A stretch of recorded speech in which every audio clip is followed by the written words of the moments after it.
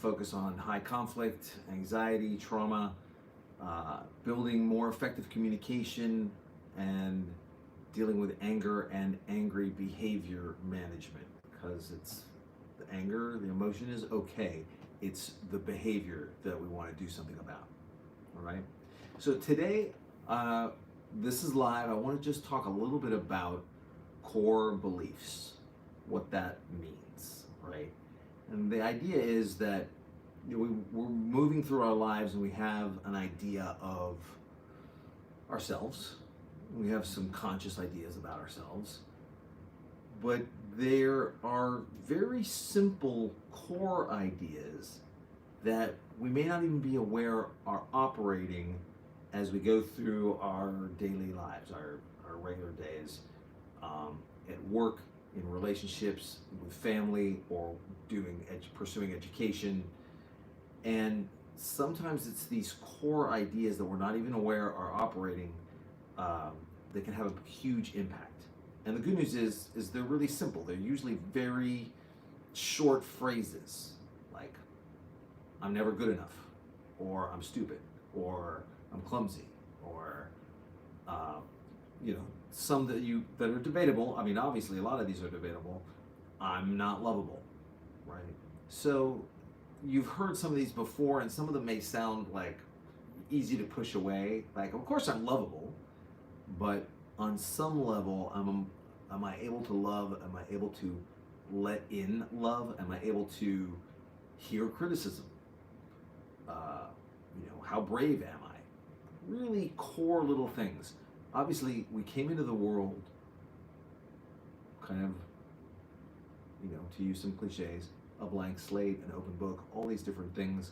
We didn't have these messages, but information started getting transmitted to us and we started creating information. So two things were happening.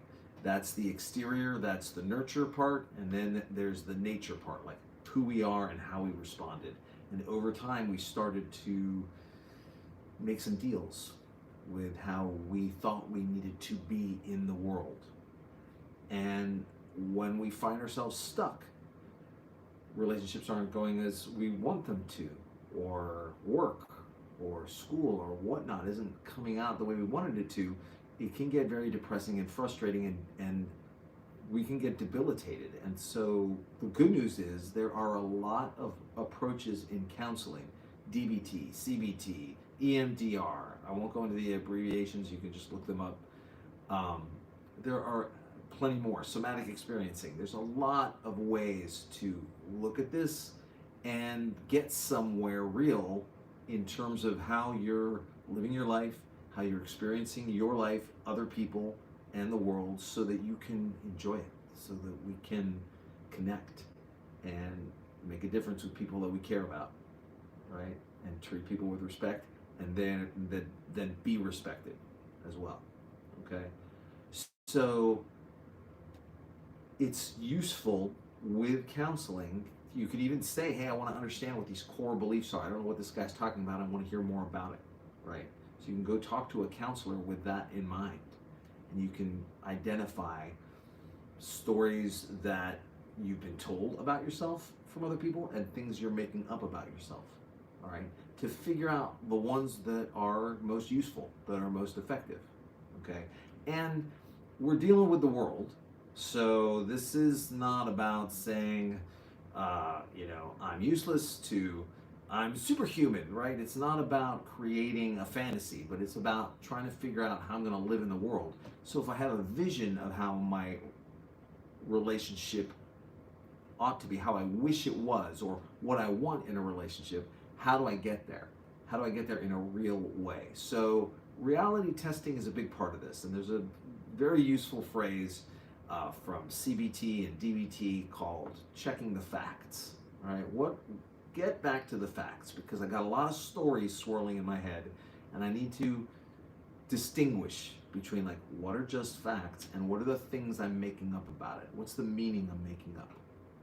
Okay, so if you're listening to this and you're thinking, I don't know, I can't afford therapy, I don't have time for therapy. There are a lot of different ways. Ever since COVID, telehealth has become a real robust way to get therapy if you cannot come in person.